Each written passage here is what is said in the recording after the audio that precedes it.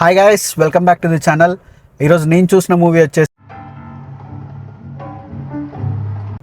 Movie ఎలా అనిపించిందో one వర్డ్లో చెప్పాలంటే నాకైతే ఫుల్ ఫ్లెజ్డ్గా నచ్చేసింది. ఎంత నచ్చిందని అంటే F1 తర్వాత నెక్స్ట్ ఈ మూవీలో ఇంకేం సినిమా అంత పెద్దగా నచ్చదు అనుకున్న టైంలో మళ్ళీ ఒక హాలీవుడ్ మూవీ ఆ రేంజ్లో ఉందన్నమాట.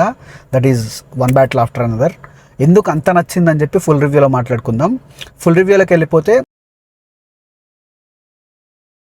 నాకు పెద్దగా ఈ సినిమా గురించి ఏం తెలియదు. నేను జస్ట్ అసలు ఒక సినిమా తీస్తున్నాడని కూడా తెలియదు. F1 మూవీ చూశాక బ్రాడ్ పిట్, నెక్స్ట్ డికాప్రియోనే కదా మనకు పెద్దగా తెలిసింది. నాకు పెద్దగా స్టార్స్ కూడా తెలియదు, మార్వల్ హీరోస్ అండ్ మన ర్యాన్ రెనాల్డ్స్, డెడ్ పూల్గా చేసిన Ryan Reynolds, DiCaprio and Brad Pitt. ఎందుకంటే నేను వీళ్ళ మూవీసే ఎక్కువ చూశాను కాబట్టి. సో వెళ్ళినప్పుడు నెక్స్ట్ డికాప్రియో మూవీ ఏంటని టైప్ చేసినప్పుడు, అంటే గూగుల్లో సెర్చ్ చేసినప్పుడు నాకు తెలిసింది వన్ బ్యాటిల్ ఆఫ్టర్ అనదర్ అని చెప్పి.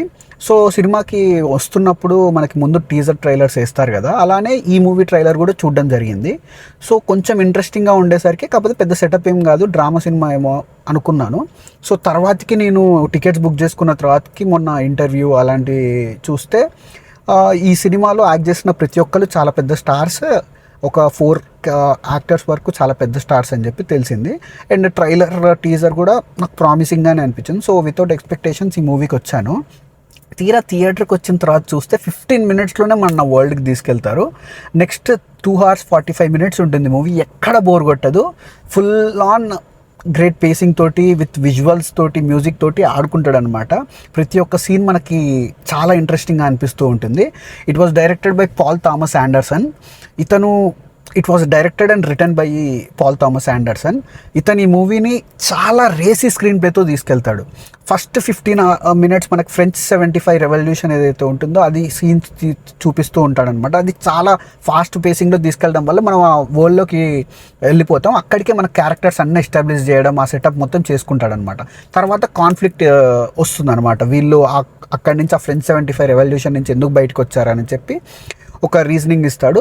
ఆ రీజనింగ్ తర్వాతకి గవర్నమెంట్ వీళ్ళ వెనకాల 15 years తర్వాత వీళ్ళ వెనకాల ఎందుకు పడుతుందని చెప్పి అక్కడి నుంచి ఇంకొక స్టోరీ స్టార్ట్ అవుతుంది. సో ఈ ఫస్ట్ 1 hourలో మనకి ఎస్టాబ్లిష్మెంట్, ఈ రెవల్యూషన్, ఇదంతా వీళ్ళు అసలు ఏం పనులు చేశారని చెప్పి అక్కడ చూపిస్తారు. దాని తర్వాతకి మనకి స్టోరీ 15 years వెళ్ళిపోయిన తర్వాతకి గవర్నమెంట్ ఎందుకు మళ్ళీ వీళ్ళని పట్టుకోవాలంటుంది అన్నది ఒక పాయింట్ ఉంటుంది. సో అక్కడికి తీసుకెళ్తాడు. ఇదంతా సింపుల్ స్టోరీయే, మనకు పెద్దగా స్టోరీ ఏం లేదు ఇందులో మాట్లాడుకోవాలని అంటే. కాకపోతే తీసుకెళ్ళిన విధానం చాలా బాగుంటుంది. ఆ విజువల్స్ కానీ, ఆ టేకింగ్ కానీ చాలా కొత్త టేకింగ్ ఉంటుంది. అది మాత్రం మీరు చూసే ఎక్స్పీరియన్స్ చేయాల్సింది. థియేటర్ మూవీ, పక్కా theatre movie. And next when it comes to acting, DiCaprio, Regina Hall, Tiana Taylor, Chase Infiniti, వీళ్ళు మెయిన్ రోల్ అనమాట. బెనిసా డెల్ టోరో అతను కూడా ఉన్నాడు, అతను side character. And Regina Hall కూడా side character. But main characters వచ్చేసి Tiana Taylor, Leonardo DiCaprio. Tiana Taylor కూడా మనకి ఫస్ట్ 1 hour ఉంటుంది. తర్వాతకి డికాప్రియో అండ్ చేజ్ ఇన్ఫినిటీ మధ్యలోనే చాలా ఎక్కువ స్టోరీ జరుగుతూ ఉంటుంది, వాళ్ళ మధ్యలోనే వెళ్తూ ఉంటుంది. అండ్ సియాన్ పాల్ ఉన్నాడనమాట, సియాన్ పెన్ యాజ్ విలన్ చాలా మంచి యాక్టింగ్ చేశాడు. అతన్ని చూస్తున్నంతసేపు, అంటే యాక్టింగ్ విలన్గా అంటే అతని నెగిటివ్ షేడ్సే కాదు, మనం అతన్ని చూసినప్పుడు కొన్నిసార్లు పిటీ ఫీల్ అవుతాం, కొన్నిసార్లు లాఫ్ చేస్తాం. అతనికి ఒక పర్ఫెక్ట్ మోటివ్ ఉంటుంది. అది తీసుకెళ్ళిన విధానం, ఆ డ్రైవ్ని, డ్రామాని, మనకి డ్రామా ఎక్కడైనా బోర్ కొడుతుంది, కాకపోతే ఇందులో డ్రామా చూస్తున్నా కొద్దీ ఇంకొంచెం ఉంటే బాగుండు అన్నట్టు తీసుకెళ్తూ ఉంటాడు. ఎక్కడికి కట్ చేయాలి అక్కడికి పిన్ పాయింట్గా కట్ చేస్తాడు. ఇదంతా స్టోరీ, పర్ఫెక్ట్ స్టోరీ, ఒక గ్రిప్పింగ్ స్టోరీ ఉంది. దాన్ని తీసుకెళ్లారు కాబట్టి మనకి ఎక్కడ బోర్ కొట్టదు. And when it comes to ఇది యాక్టింగ్ పరంగా, and when it comes to music by Michael Bowman అనమాట. యాక్చువల్లీ ఎవరో కూడా నాకు తెలీదు, బట్ ఇప్పుడే గూగుల్లో చూశాను సినిమా తర్వాత. మ్యూజిక్ చాలా బాగుంది, చెప్దాం ఇతని గురించి అని చెప్పి.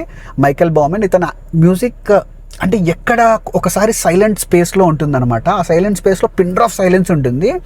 అక్కడ లిటరలీ మనం ఒక బ్రీత్ స్ట్రక్ అయిపోయిన ఫేజ్లో ఎలా ఉంటామో అలా ఉంటుంది. అది నాకు F1లో క్లైమాక్స్ దగ్గర ఒక దగ్గర మ్యూజిక్ ఆపేస్తాడు చూసారా, ఆ టైంలో వచ్చింది. మళ్ళీ ఈ మూవీలో ఆ ఎక్స్పీరియన్స్ వచ్చింది. అండ్ ఎక్కడెక్కడ హై కావాలో టిపికల్ మ్యూజిక్ ఎక్కడ డామినేట్ చేయకుండా మంచి మ్యూజిక్ తోటి చాలా బాగా వెళ్ళిపోతూ ఉంటుంది. And when it comes to cinematography by John Greenwood.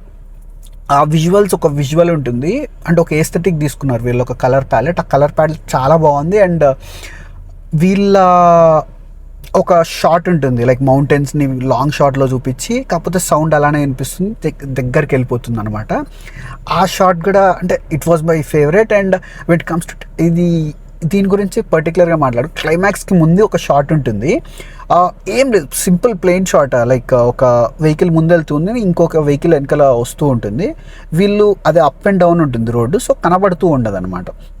పైకి వెళ్ళినప్పుడు కనబడదు, సో కిందికి వెళ్ళినప్పుడు కనపడుతుంది. ఆ టేకింగ్ మాత్రం ఆ షాట్ థియేటర్లో ఎక్స్పీరియన్స్ చేసినప్పుడు చాలా బాగుంటుంది. మ్యూజిక్ కానీ అక్కడ కెమెరా యాంగిల్ కానీ ఆ డైరెక్టర్ విజర్ కానీ చాలా బాగుంటుంది. So that's it for the review guys. If మీరు కనుక మూవీ చూస్తుంటే మీకు ఎలా అనిపించిందో కింద కామెంట్ చేయండి. Too good writing, too good music, too good visuals and everything. Acting మాత్రం టాప్ నాచ్, ఇంకా చెప్పనక్కర్లేదు. ఇంతమంది పెద్ద పెద్ద యాక్టర్లను పెట్టుకుంటే ఎలా ఉంటుందో. So if you have watched the movie మీకు ఎలా అనిపించిందో కింద కామెంట్ చేయండి. డెఫినెట్గా థియేటర్లో మాత్రం మిస్ అవ్వకండి. That's it for the review guys. If you like the review, please like, share and subscribe. See you in my next video. Bye.